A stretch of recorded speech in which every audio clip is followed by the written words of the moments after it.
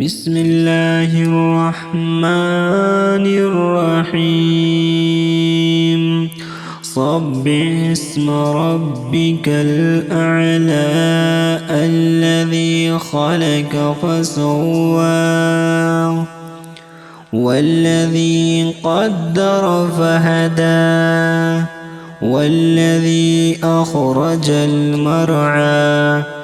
فجعله غثاء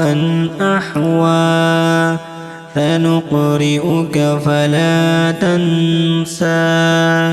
إلا ما شاء الله إنه يعلم الجهر وما يخفى ونيسرك لليسرى فذكر إن نفعت الذكرى سيذكر من يخشى ويتجنبها